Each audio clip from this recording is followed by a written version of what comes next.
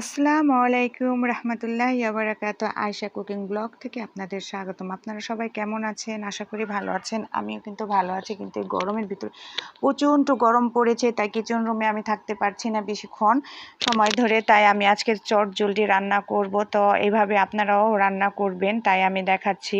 এভাবে রান্না করলে কিন্তু অল্প সময় হয়ে যায়, তাই আমি আজকে প্রেশার কুকারে রান্না করব। অনেকে ভাবেন প্রেশার কুকারে রান্না করলে রান্নাটা খুব বেশি নরম হয়ে যায়, আসলে না। আমি এখন যেভাবে রান্না করছি আপনাদের দেখাবো, সেভাবে কিন্তু রান্নাটা প্রচুর পরিমাণ নরম হবে না। আপনারা যেভাবে চাইবেন সেভাবেই করতে পারেন।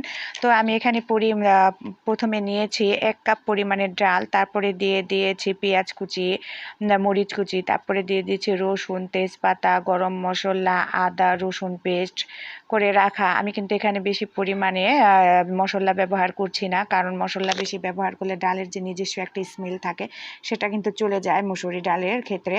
তো সেই স্মেলটা রাখার জন্য আমি কিন্তু অল্প পরিমাণে মশলা ব্যবহার করছি। এখন দিয়ে দিচ্ছি হলুদ ফাঁকি, মরিচ ফাঁকি, ধনে ফাঁকি দিয়ে এখন পরিমাণ মতো দিয়ে দিব আমি লবণটাকে স্বাদ মতন অনুযায়ী আপনারা দিতে পারেন। তো আমি কিন্তু এখানে এখন ঢাকনা দিয়ে ঢেকে দিব।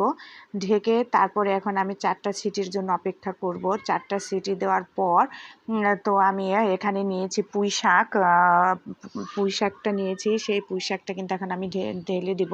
তো 4টা সিটি অলরেডি হয়ে গিয়েছে আমার। আপনাদেরকে এখন দেখাচ্ছি কিভাবে পুঁই শাকটা দিয়ে দিচ্ছে। পুঁই শাকটা পরিষ্কার করে ধুয়ে নিয়ে টুকরো টুকরো করে কেটে আমি নিয়েছি, এখন ঢেলে দিলাম। এখন আমি অন্য একটা পাত্রে তেল গরম করে তার ভিতরে মরিচ ভেজে তারপর পেঁয়াজ কুচি দিয়ে দেব। পেঁয়াজ কুচি দেওয়ার পরে রসুন কুচি দেব। রসুন কুচি দেওয়ার পরে এখন আমি এটা হালকা করে ভেজে নেব। ভাজা অর্ধেক পরিমাণে যখন ভাজাটা হয়ে আসবে, তখন কিন্তু আমি এর ভিতরে আস্ত জিরাটা আমি দিয়ে দেব। এই আস্ত জিরাটা কিন্তু যখন আমি ডালের ভিতরে দিই, তখন কিন্তু খুব সুন্দর একটা স্মেল আসে এবং কি খাবারের স্বাদটা কিন্তু দ্বিগুণ পরিমাণে বেড়ে যায়। আপনারা কিন্তু ব্যবহার করে ট্রাই করে দেখতে পারেন। এভাবে দেখলে কিন্তু দেখবেন ডালের স্বাদটা কিন্তু অনেক বেড়ে গিয়েছে। তো এভাবে আপনি করে নেবেন আস্ত জিরাটা। এখন আমার কিন্তু হয়ে গিয়েছে। হয়ে যাওয়ার পর এখন আমি চুলার আঁচটা বন্ধ করে নিয়েছি। বন্ধ করে আমি কিন্তু তেলটা খুব সামান্য পরিমাণে ব্যবহার করেছি। আপনারা চাইলে কম বেশি করতে পারেন, কিন্তু তেল কম ব্যবহার করাটাই ভালো। তো এখানে আমি এইটা দিয়ে দিলাম।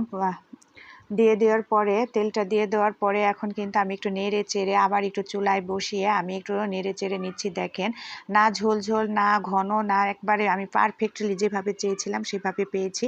এখন দেখেন খুব সুন্দর হয়েছে। শাকটাও কিন্তু গলে যায়নি, শাকটাও খুব সুন্দর মতো না আছে, সিদ্ধ হয়েছে কিন্তু গলে যায়নি। খুব সুন্দর একটা গ্রান বেরোচ্ছে। দেখেন আমি পরিবেশন করেছি। এখন আমি আপনাদের মাঝে আরেকটি রান্না নিয়ে এসেছি।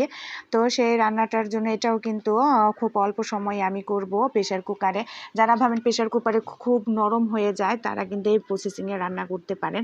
তো রান্না করার জন্য আমি লাউ কিউব করে কেটে ধুয়ে সুন্দর করে নিয়েছি। নেওয়ার পরে এখন তার ভিতরে আমি পেঁয়াজ কুচি অ্যাড করে দেব। পেঁয়াজ কুচি অ্যাড করার পরে দিয়ে দিচ্ছি আমি মরিচের ফালি দেওয়ার পরে এখন আমি দিয়ে দিব সামান্য পরিমাণে পেস্ট করে রাখা এই আদা রসুন বাটা, সেটা আমি এখন দিয়ে দিচ্ছি। তো দিয়ে দেওয়ার পরে এখন আমি দিয়ে দেব হলুদ মরিচ ফাঁকি, যে গুঁড়োটা, সেই গুঁড়োটা আছে, সেই গুঁড়োটা, ধনিয়া গুঁড়ো, সব কিছু কিন্তু আমি একসাথে মিক্স করে নিয়েছি। এখন আমি দিয়ে দেব পরিমাণ মতো লবণটা কিন্তু পরিমাণ মতন, চাইলে কম বেশি আপনারা করতে পারেন। লবণটা দিয়ে দেওয়ার পরে এখন আমি দিয়ে দেব সামান্য পরিমাণে তেলটা অবশ্যই সরিষার তেল। তো আমি সামান্যই ব্যবহার করছি। তো কম তেল ব্যবহারে কিন্তু রান্না খারাপ আসে না। যাদের ধারণা কম তেল রান্না করলে রান্নাটা ভালো লাগে না, তারা কিন্তু এভাবে ট্রাই করে খেয়ে দেখতে পারেন। তো খেয়ে দেখবেন যে আসলেই রান্নাটা কত সুন্দর হয়েছে।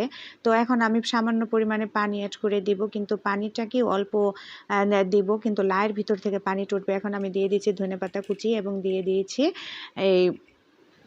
এখন ধনেপাতা কুচিটা দিয়েছি, আবার দিয়েছি তেজপাতা। এখন অবশ্যই আমি আপনাদের যে ঢাকনাটা দেখিয়ে দিচ্ছি, সেই ঢাকনাটার মাঝে কিন্তু একটা ছিদ্র আছে। সেই ছিদ্রটা যেন কোনো কিছু যে আটকে না যায়, সেটা আপনারা লক্ষ্য রাখবেন। লক্ষ্য রেখে তারপর সিটিটা বসিয়ে দিবেন। তো এইভাবে যদি লক্ষ্য করে যদি না দেন, তাহলে কিন্তু একটা দুর্ঘটনা ঘটে যাওয়ার সম্ভাবনা থাকে। তো ভয় পাবেন না, এটা চেক করে দিলেই তারপর হয়ে যায়। তারপর আমি বসিয়ে দিয়েছি 3টা সিটি দেওয়ার জন্য। 3টা অলরেডি সিটি মনে হয় আমার এখন চলে এসেছে। সিটিটা দেওয়ার পরে সিটিটা দিয়ে কিন্তু ঢাকনা দিয়ে ঢেকে রাখবেন না, সিটিটা অবশ্যই তুলে ফেলবেন। আমি এখন চুলাটা বন্ধ করে দিয়েছি, সিটি চলে এসেছে। এখন এই চামিচের সাহায্যে আমি কিন্তু সেই ভাপটা তুলে নিচ্ছি।